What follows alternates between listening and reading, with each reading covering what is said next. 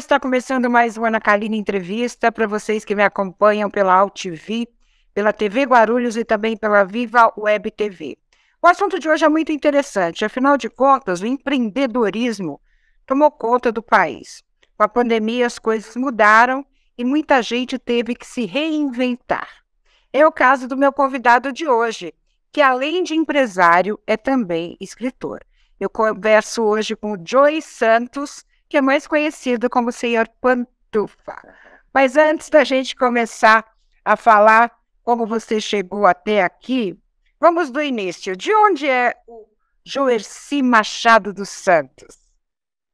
Olá, boa tarde, Ana. Que prazer enorme estar aqui. Vamos tentar construir aqui uma ideia que seja interessante para a sua audiência, porque ela merece. Eu comecei no trabalho mesmo aos 13 anos de idade e fui emancipado para isso. Na época era possível e tínhamos que trabalhar, a família razoavelmente grande, a renda não era muito boa. E lá comecei a trabalhar, trabalhando dentro de uma fábrica de calçados. Essa é a história da minha vida. O calçado faz parte da minha história. E eu sempre soube que iria ser empresário desde o princípio. Obviamente que eu atingi esse sonho, porém não é do jeito que eu sonhava. Eu sonhava com uma sala diferente, com coisas diferentes, com um ambiente diferente. Isso não foi exatamente assim, mas estou muito agradecido por ter realizado esse sonho. Então, ele vem desde os 13 anos de idade, e lá eu fui me transformando, vamos dizer assim, num empresário. Porque a gente tem uma tradição de que a gente não aprende a ser empresário, principalmente no Brasil. E ser empresário no Brasil precisa ralar muito, precisa buscar algumas informações, algumas técnicas que a gente vai tendo necessidade no processo. E esse foi o processo que me transformou num empresário e aí também consegui colocar no papel, vamos dizer assim, algumas ideias de empresário. Essa é parte da minha história e eu tenho muito orgulho dela e gostaria que ela inspirasse também algumas pessoas. Por isso também eu coloquei alguma coisa nesse sentido no livro. Ô, Joyce, você é de São Paulo mesmo? Não, querida, eu sou do Rio Grande do Sul, entendeu? Ah, Aqui estamos na Serra Gaúcha e aqui conhecemos o frio. Então a gente por isso também trabalhamos com pantufa. você falou que começou aos 13 anos. Qual foi o insight do empreendedorismo? Em que momento você, tão jovem, falou: eu quero empreender, eu não quero ser empregado? No meu primeiro emprego, aos 13 anos de idade, ele me levou até os 25 dentro da mesma empresa. Uhum. E aí, por um desentendimento a nível pessoal e não profissional, aí eu saí dessa empresa e montei uma empresa minha de calçado infantil. Eu, na época, trabalhava, então, numa indústria de calçados masculinos. E aí eu coloquei uma empresa de calçados infantil. E por muito pouco tempo, a época a inflação era muito alta, era uma revolução de crises muito pertinente, uma em cima da outra. E quebrei que nem gente grande, quebrei com dívidas para alguns anos na frente. E foi um aprendizado muito assim, eu não gostaria que fosse um aprendizado de nenhum empresário, porque aprende-se, porém não precisa ser dessa forma. Mas mesmo assim eu continuei com a vontade de empreender e logo ali na frente colocamos então um comércio de calçados que foi loja. Na época depois essa empresa que faliu, eu comecei a vender produtos para calçado, matéria-prima para calçados. E aí visitava as fábricas, que eu conhecia muito, e lá eu encontrei produtores de pátria e fazendo alguns produtos, a minha namorada, na época, hoje a minha esposa, vendia sapato de casa em casa. E aí a gente começou com alguma coisinha, meia dúzia de par, começamos na casa dela, na sala da casa dela. Aí colocamos uma lojinha muito pequenininha depois mais uma, e assim fomos crescendo. Estamos há mais de 30 anos empreendendo. Então, eu não sei exatamente, Ana, respondendo a tua pergunta, que momento surgiu esse empreendedorismo dentro de mim, mas eu tenho certeza de que eu sempre sonhei em ser empresário e cada dia eu gosto mais. Eu temo que um dia, quizá, eu tenha que parar, acho que não, mas eu quero ser empresário e é isso que eu sempre quis. Tivesse alguma coisa que eu viesse a fazer a partir de amanhã, eu não pudesse mais fazer o que eu faço hoje, eu gostaria de ser empresário. O que foi mais difícil no começo? Quais foram as maiores dificuldades do Joey no início desse processo?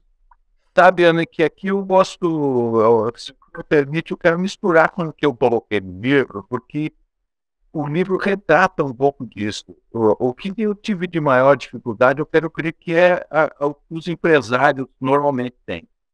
A gente é técnico normalmente, a grande maioria dos empresários é técnico em alguma coisa, é um pizzaiolo que coloca uma pizzaria. Porém, para colocar uma pizzaria, existe um universo que ele desconhece até então. E esta é a maior dificuldade. Empreender no Brasil, a gente não encontra veículos que nos auxiliem. Quer dizer, não encontrava. Agora já tem mais Sebrae, uma série de coisas que auxiliam. Porém, isso não está muito divulgado e as pessoas não têm o acesso da forma que eu acho que deveriam ter, que seria lá desde a formação escolar, alguma coisa que desse algum lote para que os jovens empreendedores já surgissem um pouco antes do que vem surgindo no momento. Porque hoje até nem é possível começar a trabalhar aos 13 anos, então a gente começa uma percepção de empresário ainda mais tarde. E com essa dificuldade de formação, então eu acho que é a maior dificuldade que tive, quero crer que os empresários de hoje também tenham, é essa informação a nível teórico, fiscal, trabalhista, uma série de coisas que a gente tem que são contratos de locações e assim por diante. O que é o mercado financeiro, o que ele precisa, o que ele regra em relação à empresa, o que rodeia isso tudo. E a gente vê empresas no Brasil, principalmente, de vida curta. Muitas empresas não passam de 2, não passam de 5 anos, justamente enfrentam muitas dificuldades. Obviamente que há uma dificuldade em relação ao Estado, vamos dizer assim, independente do que estejam comandando, há uma dificuldade no Estado de manter as normas, manter as regras por muito tempo. Elas são alteradas assim muito rapidamente, há uma voracidade muito, muito grande em relação ao Estado para quem produz, para quem gera riqueza. Daí, então, todo esse processo é a dificuldade, quero crer, dos empresários estarem empresários por muito tempo. É muita empresa abrindo, é muita empresa fechando, é poucas sobrando, volta-se a abrir. Existe uma indústria, entre aspas, de abre e fecha em empresas em tentativa. E esse processo tudo eu acho que é o que dificulta ainda hoje ser empresário. O que é mais difícil nesse processo todo? É a questão da burocratização, vamos falar assim, a questão fiscal, a gente tem leis trabalhistas, né? Junto a tudo isso, o que é mais difícil para sobreviver nesse mercado do empreendedorismo? Ana, tu sabe, obviamente, também coloco lá no livro, as regras do jogo, entre aspas, já estão postas. Quem vai ser empresário tem que entrar nessas regras e saber que elas existem, obviamente, elas devem existir, e que elas já estão aí, que a gente tem que se adequar a elas. Obviamente, isso é fato, não dá como fugir, e elas precisam estar aí. Não quero dizer que elas estão erradas, elas não devem ter. Não. Porém, essa alteração muito constante de uma série de órgãos que têm poderes, assim, além do normal, fiscal, trabalhista, ambiental, é uma série de coisas que dificultam Ok, é necessário haver normas estabelecidas para cada processo, sim. Mas tem empresas, indústrias, tem comércios que têm uma dificuldade muito grande de se manter para conseguir estarem nessas regras e logo ali adiante elas serem alteradas, de colocar em risco um planejamento a longo prazo. O planejamento a longo prazo, eu fui aprender isso há muito pouco tempo, porque a gente vai buscando técnicas e teorias conforme a necessidade que vem se apresentando. E aí essas alterações muito rápidas dificultam muito esse planejamento a longo prazo. E a falta de planejamento na empresa é algo seríssimo. Aquele jogo de a gente resolve quando aparecer o problema, tanto trabalhista, quanto fiscal, quanto de juros, quanto de assim, isso é muito sério. Isso não pode ser uma regra, e parece que ela é. Isso deveria ser uma exceção muito grande. A gente deveria estar amplamente amparado por setores representativos, tanto da indústria, comércio e assim por diante, para que a gente tivesse isso facilitado a tal forma para quando a gente estiver empreendendo, se preocuparem sim em estar no mercado, se preocuparem em ter um produto em condições, resolver os problemas das pessoas ou das indústrias, dependendo do que você passa realmente na sua empresa, mas de resolver problemas da melhor forma, mais rápido, mais barato, com maior tecnologia, para que a gente enfrente tudo isso antecipadamente, não esperar sim essas regras nos delimitem uma linha de conduta que a gente fica um pouco perdido. Os planejamentos são muito a curto prazo. Os nossos planejamentos a nível nacional de empresas são a muito curto prazo, justamente porque a gente não consegue ter essa estrutura bem definida e com clareza para muito tempo. Você falou na questão do planejamento. É a falta de planejamento que leva as empresas a fecharem, na tua opinião? É essa a falta total de planejamento? Na verdade, é uma série de coisas, óbvio, né? Tem empresários e empresários, outros setores, isso existe, mas a nível de Estado, ele é um controlador e ele é muito voraz. Ele é um controlador muito voraz. E ele colocou, a nível de fiscalização, que eu chamo no meu livro, pode ser que alguém não goste, porém tudo que está sendo colocado aqui é a minha ideia particular. Claro. E temos os contadores que são necessários a toda e qualquer empresa, que são funcionários do governo pago pelo empresário. Ele é um funcionário do governo pago pelo empresário. Isso não quer dizer que, por ser nós que pagamos, deveria a regra ser totalmente diferente. Não. Eu quero dizer é que o governo determinou que o contador seja corresponsável por tudo que acontece fiscalmente, trabalhisticamente dentro das empresas. E isso deixou as regras disseminadas, porém com alterações, sempre com esses parênteses, com alterações muito constantes que não deixam a gente trabalhar com tranquilidade. Sim, o planejamento, Ana, a nível de Estado, ele troca muito rápido e ele não é a longo prazo. E, consequentemente, o planejamento dentro das empresas começa a encolher em relação a prazo. E aí a gente começa a ter dificuldade, sim, porque hora ou outra a gente tem algum probleminha trabalhista, que são interpretações que a gente acha duvidoso, ou que interpretações que têm custos fora do padrão, não estavam no planejamento de nenhuma empresa, esses percalços. Então, realmente, a falta de planejamento pode ser uma grande causa, porém, a dificuldade, eu diria, junto com a falta de planejamento, são realmente uma única. Você acha que as regulamentações federais e estaduais se chocam? Porque a gente fala o seguinte, o empresário em São Paulo vive de outra forma, ele tem um percentual de ICMS diferente, né, um custo de transporte diferenciado, a gente tem porto, algumas cidades. Isso se choca muito, na tua opinião? Deveria ser uma coisa mais unificada, vamos dizer assim? Sim, Ana, eu me atrevo a fazer algo até fora do padrão, porém, está no livro e ele diz, coloquei a minha opinião inspirado por uma escritora muito interessante que me inspirou a fazer ele dizer que eu posso sim colocar no papel essas minhas ideias. E uma delas é que esse confronto de administrações a nível de Estado, principalmente Estado-Estado e Estado-União, eles existem e eles dificultam muito. São necessidades diferentes de cada Estado e administrados com alguma diferença por exemplo, de impostos, é o que você comenta muito aí. A logística é um problema, ICMs são diferentes entre estados, há incentivos para a indústria trocarem de estados, é um cobertor curto, tira de um para colocar no outro.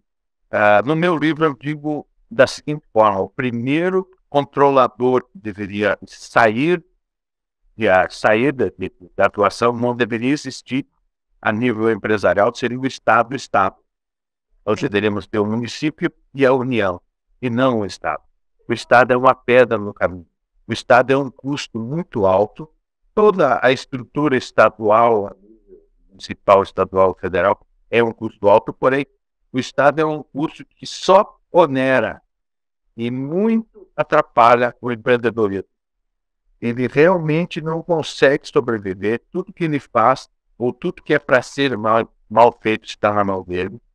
Segurança, educação, saúde, eles não conseguem fazer. Tudo eles precisam de empresas para seja atendido a população em geral. As empresas fazem parte desse processo, eles não conseguem atender nem a área deles e nem os pagamentos da empresa. Eles atrapalham muito. Eu me atrevo a dizer, eu não sei se eu posso estar falando dessa forma, Ana, mas me atrevo a dizer que o Estado é algo que não deveria existir, não. Muito pelo contrário. Mas, na verdade, quem mantém o Estado somos nós, né? Tanto empresários quanto cidadãos comuns. Né? Essa coisa é muito importante de se pensar. Eu acho até interessante no seu livro, quando você coloca como maiores contribuintes, vocês, empresários, deveriam ser mais ouvidos. Achei muito interessante, por quê?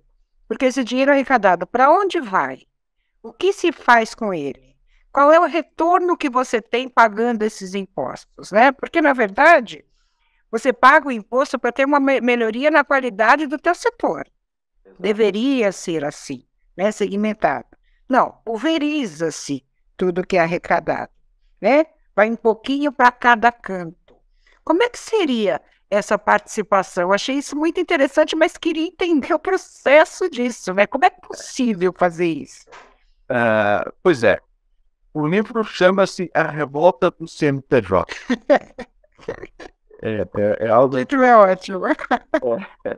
Ele poderia ser muito bem a revolta do CPF, que obviamente que os CPFs são os que, no final da cadeia, que é o que realmente arrecada, que entre aspas, que é o que paga toda a conta, é o CPF.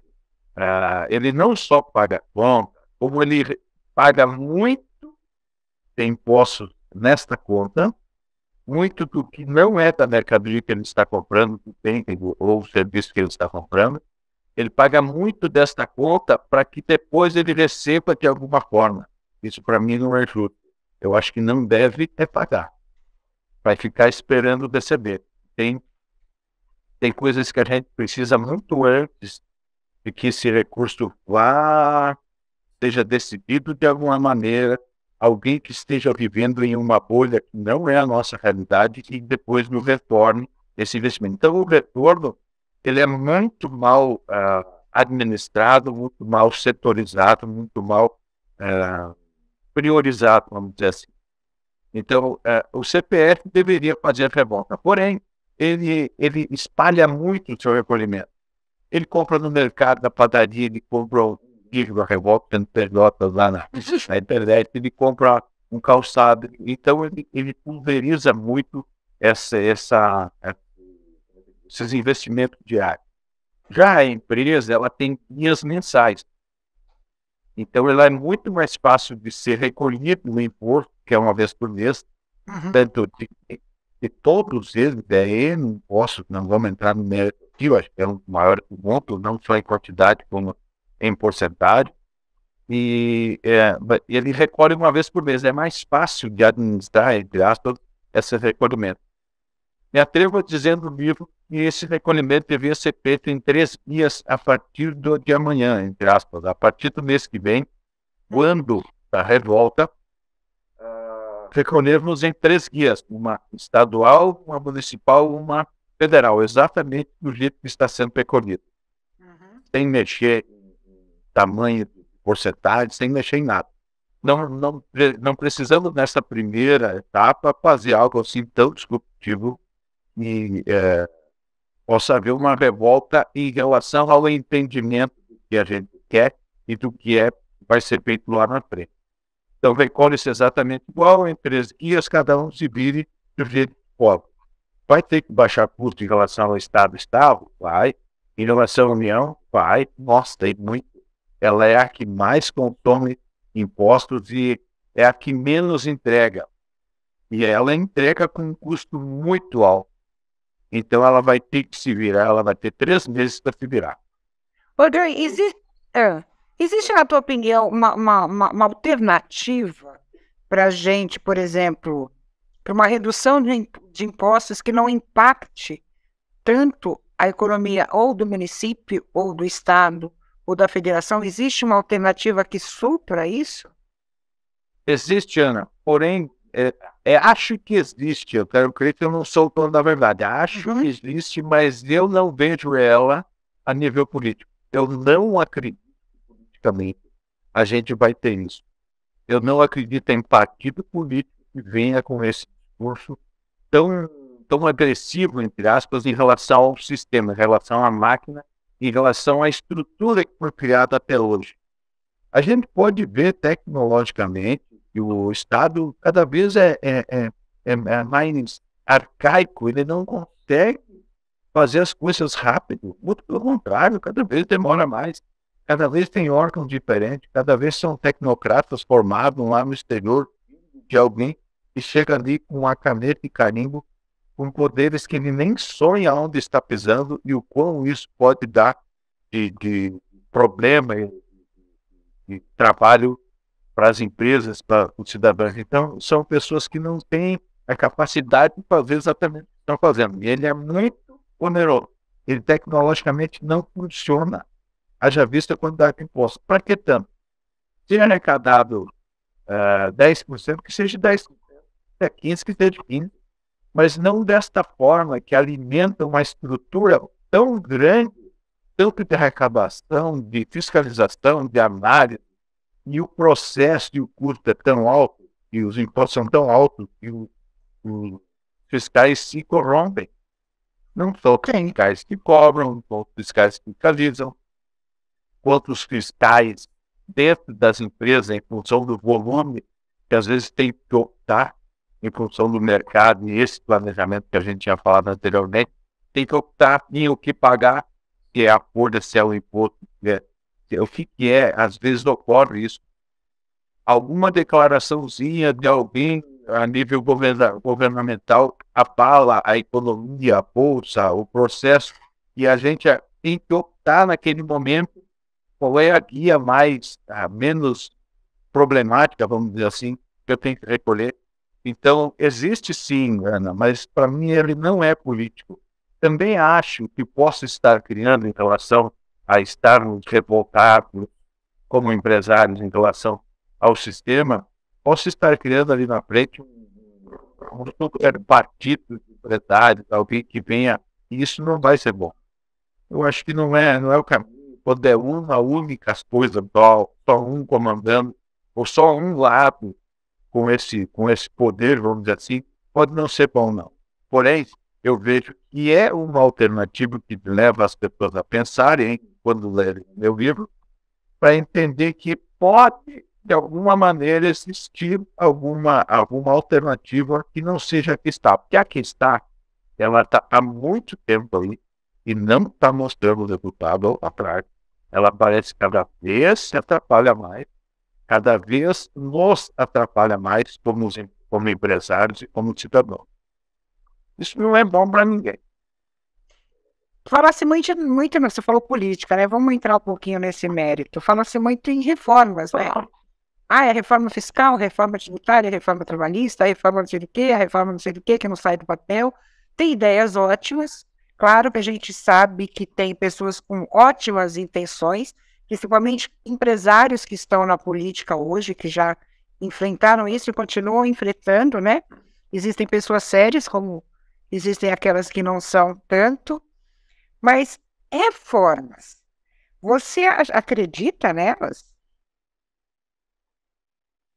Pois é, Ana, sabe que é muita coisa, com certeza, tudo que a gente falar aqui vai ser um conhecimento ínfimo, um conhecimento que a gente não tem nem noção do que gira aos bastidores de quem tem, entre aspas, o voto, o poder de fazer essas alterações. Porque é, é tão longe disso, não deveria ser assim, muito pelo contrário, a gente deveria ter o nosso representante eleito mais perto, a gente devia entender do porquê ele faz o que faz, do porquê que ele vota como vota, e qual é o respaldo, qual é do que ele se alimentou em relação, entre aspas, aos seus representados para fazer a sua opção. Isso não ocorre.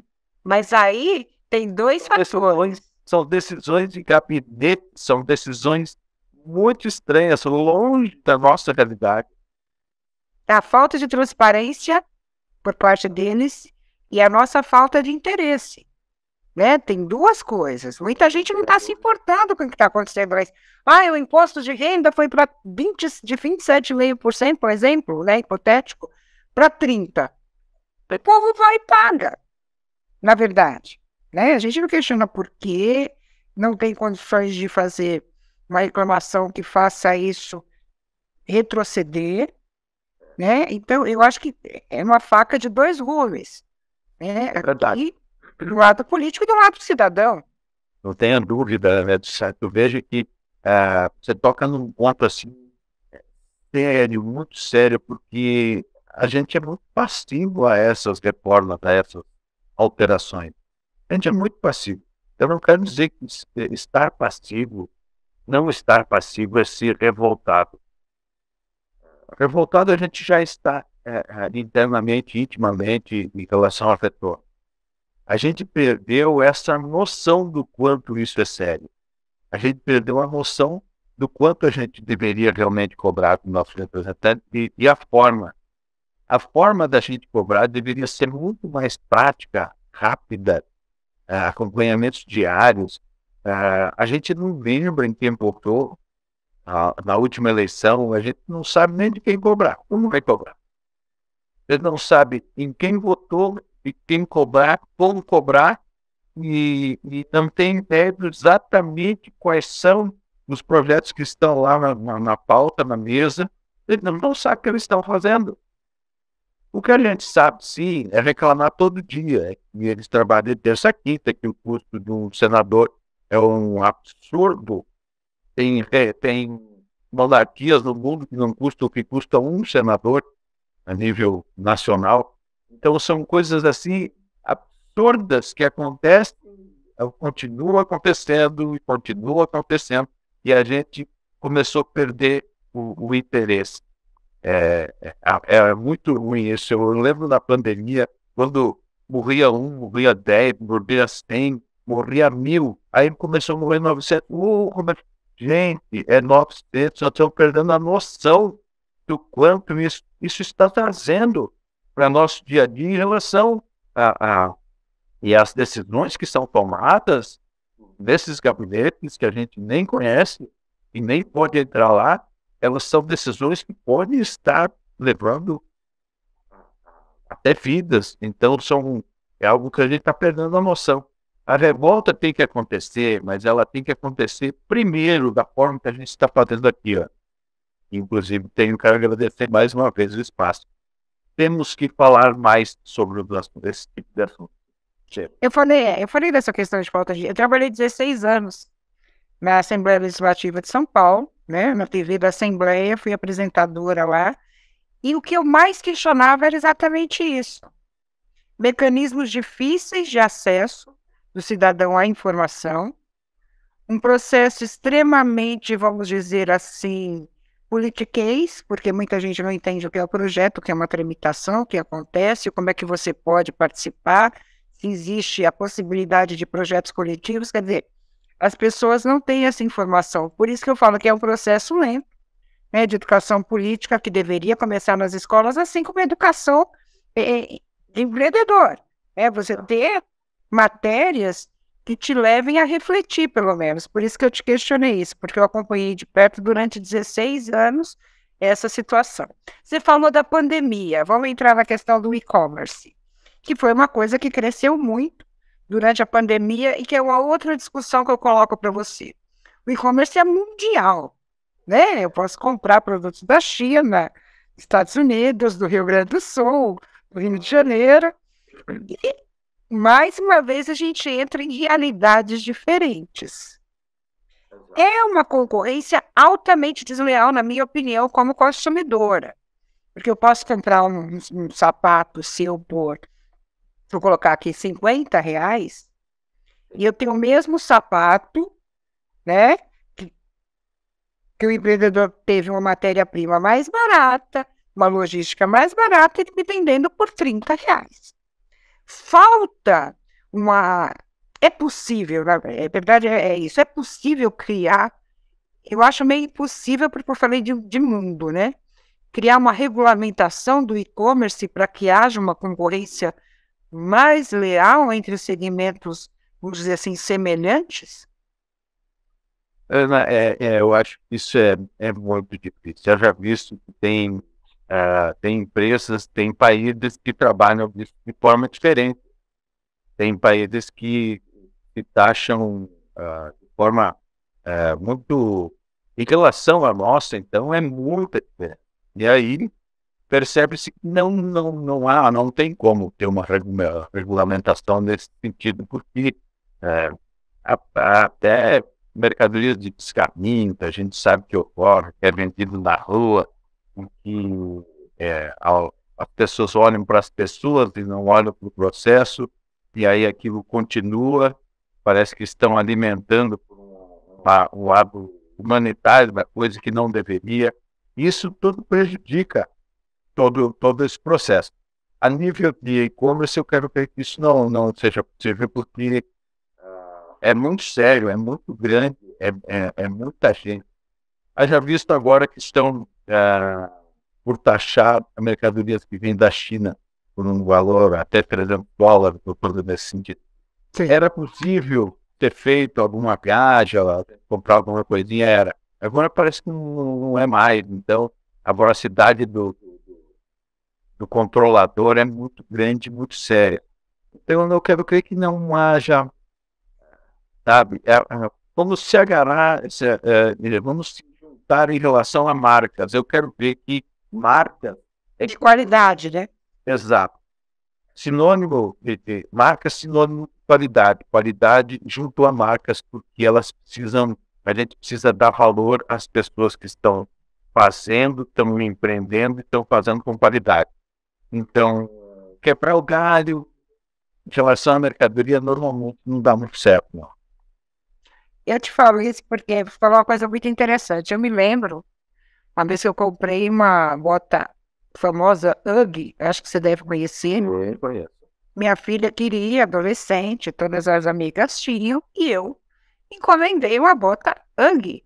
Paguei $129 na época, e quando chegou a bota, eu tive que pagar mais R$ 800 de imposto para retirar. Que é uma coisa que falta na informação desse comércio fora do Brasil. Eu não sabia que eu tinha que pagar esse imposto. Esse é o grande... Ana, aí você tocou num ponto assim, muito importante. Muito importante. É esta formação de educação que eu quero ver que é necessária. A gente precisa entender o que está acontecendo. Eu não vou defender o governo em relação ao que cobrou na sua bota. O que eu quero dizer é que na minha cidade, nós temos... a minha cidade é muito grande, tem 20 mil habitantes. o comércio aqui, nós temos algumas lojas aqui na cidade, e aí o comércio aqui representa 16,5% do bolo arrecadatório da prefeitura. A agricultura, 16%, e a indústria, 58% da arrecadação. É preciso educar as crianças nas escolas de que 16,5%, no mínimo, de arrecadação deixa de vir para o município se for comprado via internet. Independente do site, não precisa ser da Austrália, pode ser de São Paulo, pode ser de qualquer outro lugar. Então, 16,5% está indo para São Paulo e não está ficando na nossa cidade. Isso é preciso ser educado, é preciso entender isso. A gente precisa entender que esses R$ 800 que você pagou na porta é uma reserva de... Existe produto similar no Brasil. E existindo produto similar, a taxa de impostos é maior do que o normal. Se não existisse, ela seria bem menor. Sim. Mas como existe similar, então é preciso que as pessoas saibam e não pegam de surpresa, enchendo galpões lá que ninguém mais retira algumas coisinhas de $10, $5, estão lá, sujeito a fazer leilões e sabe de que forma esses leilões. E sendo vendido para quem até nem quer, compra em lotes, é um negócio muito louco, alimentando esse comércio de rua que a gente vê aí, que alguns imigrantes fazem parte desse processo. Eu não tenho nada contra as pessoas, seria absurdo em ter, não tenho nada contra as pessoas, tenho sim que esses produtos não deveriam estar aqui, e não daquela forma. E se um dia aquele comércio der certo, eles vão ser taxados também, tenho certeza.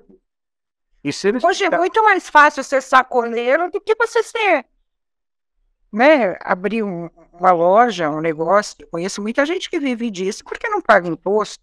Exato. Então, não só porque não paga, às vezes é bom e vou imaginar na boa fé, às vezes até porque não conhece o processo todo em ser empresário, em ser MEI, por exemplo. Não conhece todo esse processo e nem quer saber, porque acha que isso é muito difícil, muito complicado. O que mais ele sabe fazer é estender um pano ali no chão e gritar em relação ao preço e o que ele tem para vender.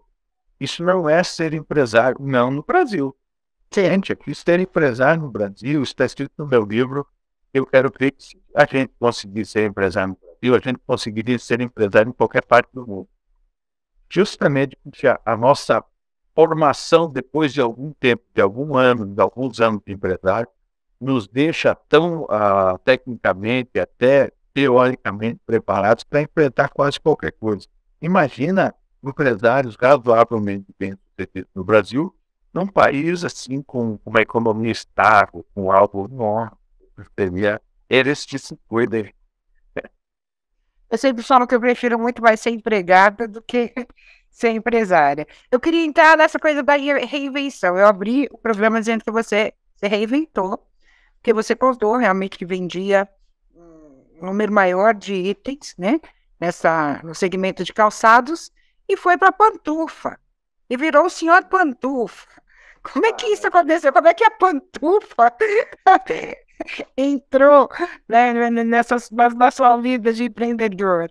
Como é que foi isso? Quando a gente abriu a segunda loja, eu fui cuidar dessa segunda loja, e aí eu estava sozinho. Era uma loja nova, sala nova, não existia comércio aqui na região muito forte e tal. E aí todo dia de manhã eu abria a loja, enchia um balde d'água, pegava um pano, passava pano em toda a loja. Eu pegava a vassoura, varria a calçada na frente da loja, com aquela intenção de que eu estava proporcionando um ambiente onde as pessoas iriam gostar, se sentir bem. Isso voltou a acontecer muitos anos depois. Obviamente, eu não fiquei muito tempo fazendo isso, não só porque eu não gostava, mas porque a loja em si acabou dando certo, deu muito certo, não só essa, como as outras também, e aí troquei, eu não fiz mais isso. Mas muitos anos depois, essa satisfação de preparar a loja para que os clientes estivessem entrando aconteceu de novo.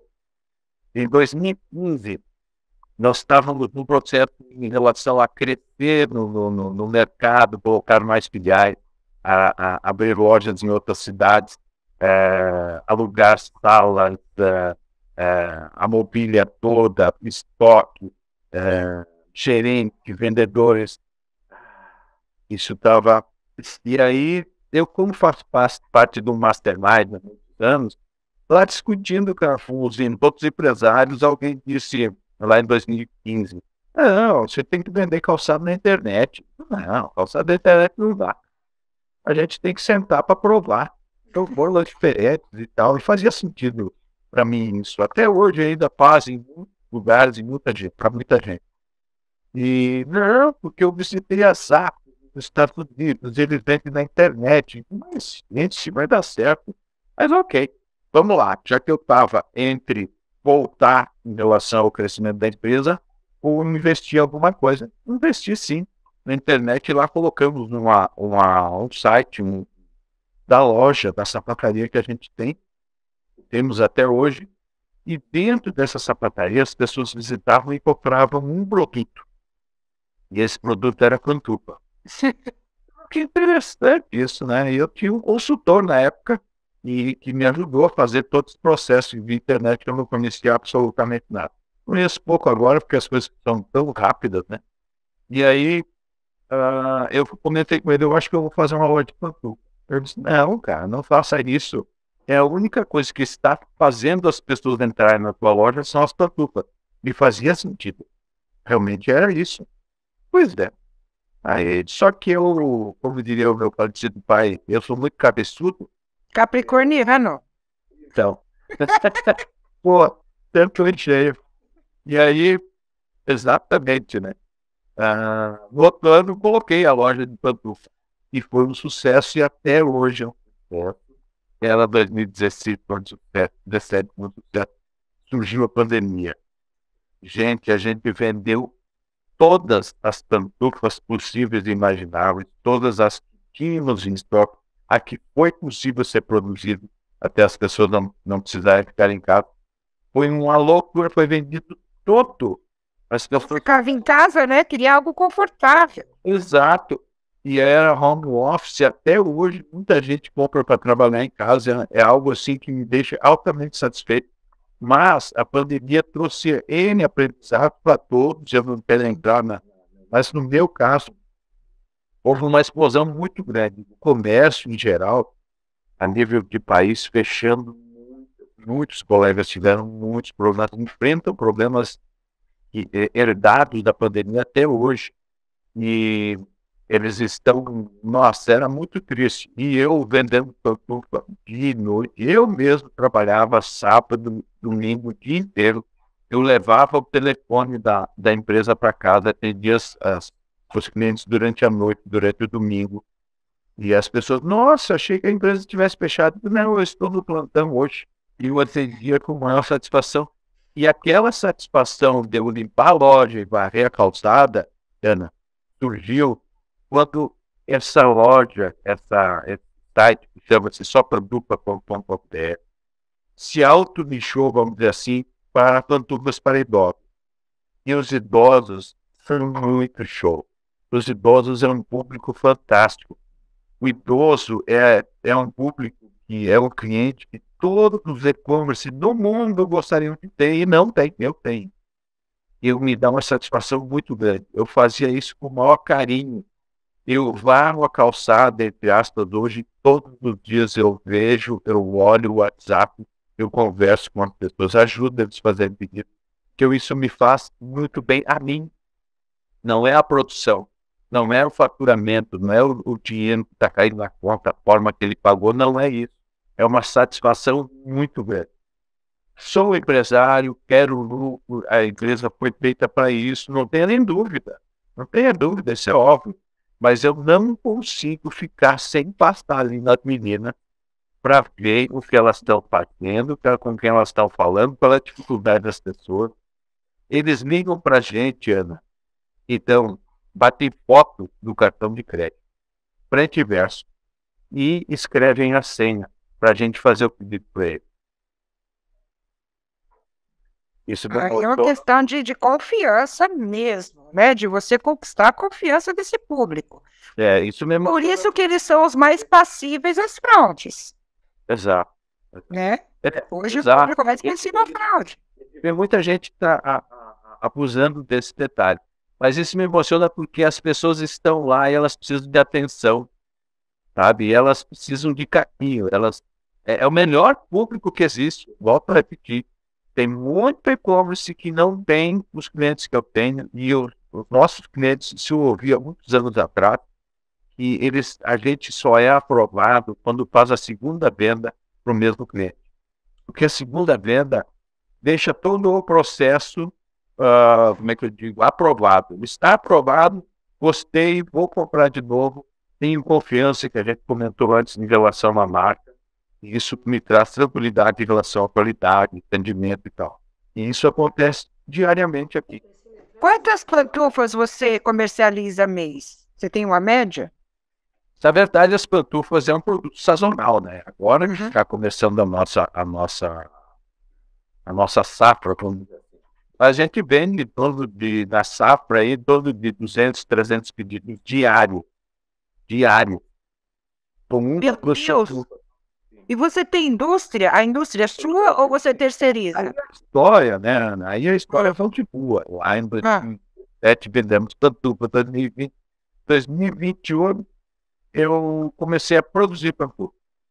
Comprei matéria-prima e terceirizo a produção justamente porque eu vi que eu precisava ter um controle maior em relação a isso. Não só isso, como ampliar minha faixa de lucro, minha margem de lucro, ampliar um pouquinho, sem mexer no preço de venda.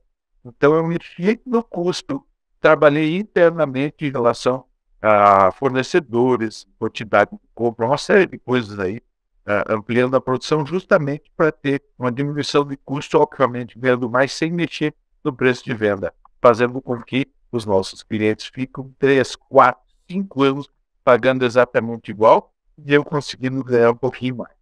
deixa eu te perguntar, quem desenha?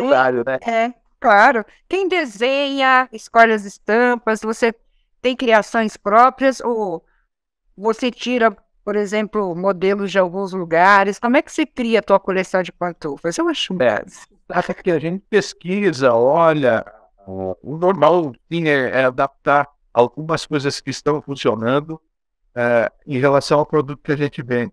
A gente anda, como eu tenho loja de calçados, a gente vê o que o pessoal lança, visitamos feiras, e assim por diante, até por causa das lojas, e a gente vê esse movimento que está ocorrendo. Principalmente cores, tendências, e aí a gente adapta para a pantufa. Então, é uma questão de adaptação, tá? Uma questão de percepção. A minha esposa é a compradora e ela tem um feeling muito, uns 30 anos de loja, ela conseguiu realmente ficar com essa expertise e aí ela ajuda muito em relação à definição de cores e assim por diante. Então, é um processo interno, é um conjunto, não é um desenhista, não é um modelista, e sim é um conjunto de opiniões que a gente vai formando aqui para manter a produção e o lançamento em dia. E fizemos estamos licenciados agora de um produto sensacional, chama-se Mongo e Drongo. Que é isso? Mongo e Drongo é um desenho infantil assim que está explodindo. Não conheço. No YouTube tem mais de 4 milhões de assinantes de crianças de 3 a 5 anos até 11 anos de idade. É um desenho explosivo, ele é fantástico. Ah, vou assistir. As crianças adoram. Então a gente lançou um produto infantil, que é o Mongo e Drongo, licenciado da Luba, que é essa empresa desse cartunista, e está sendo um sucesso, por quê?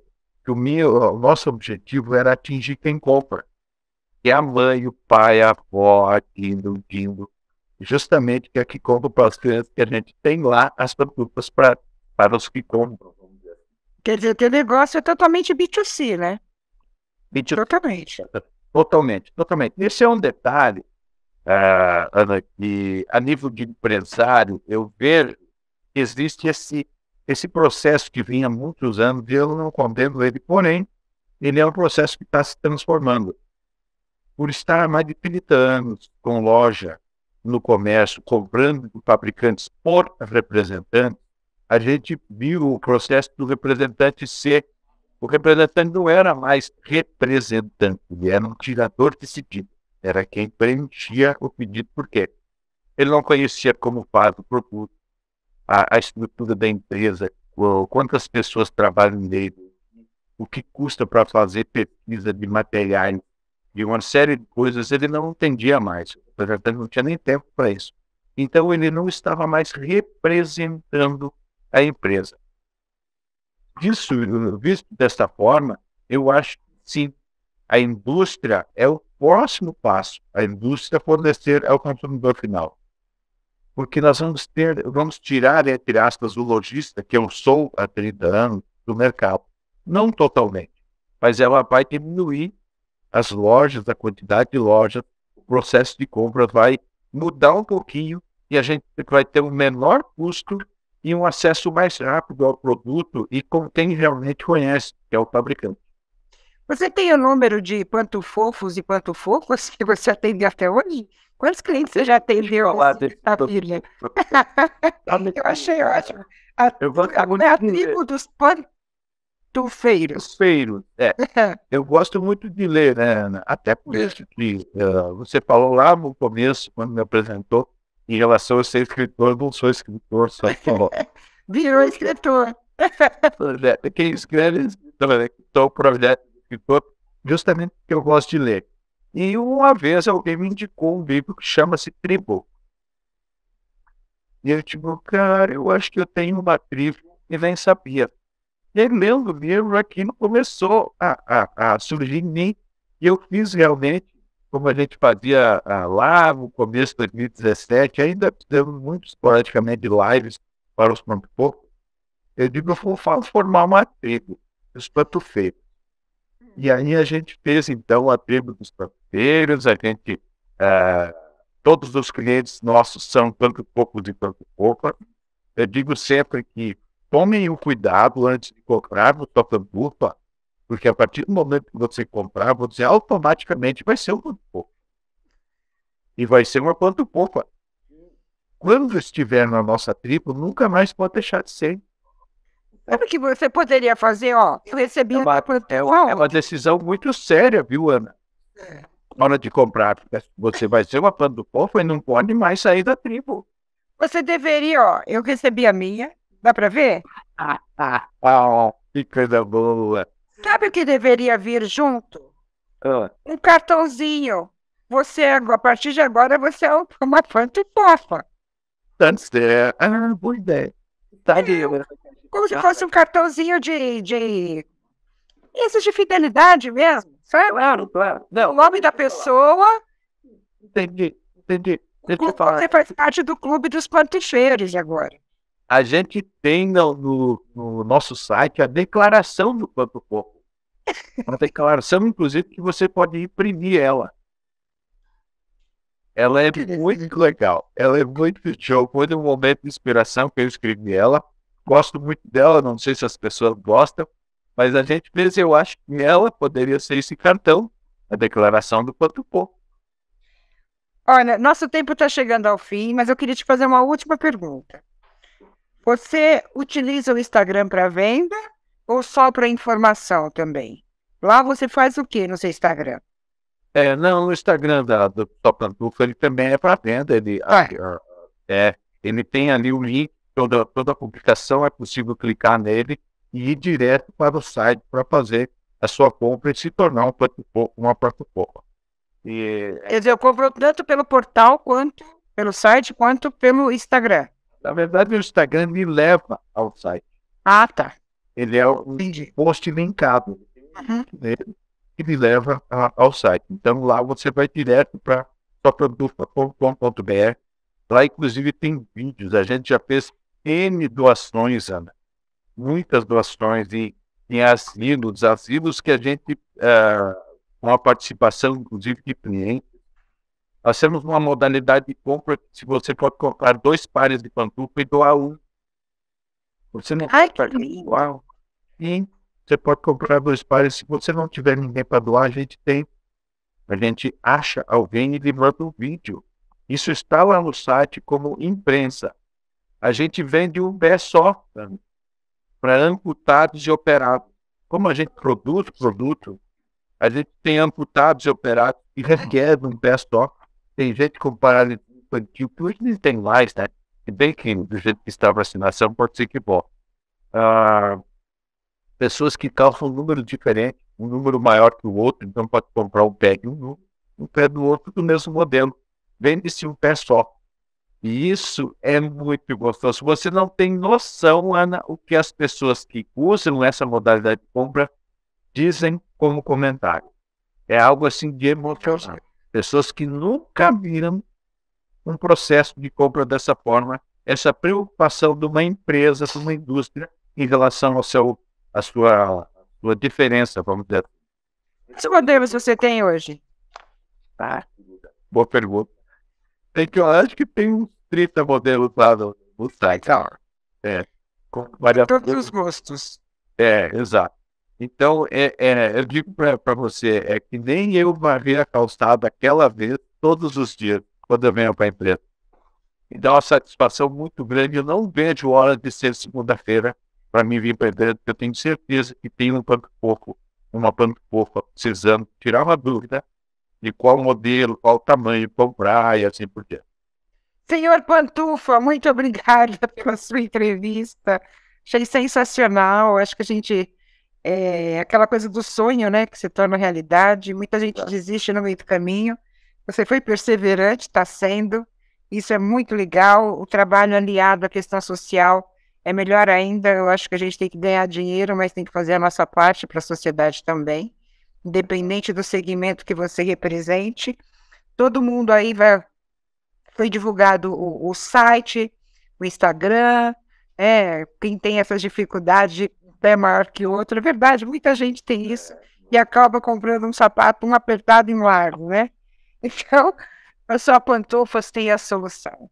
Joy, muito obrigada. Um grande abraço para você e na sua esposa, que vocês continuem aí por mais 100 anos, tá bom? Virão, né, os sucessores e etc.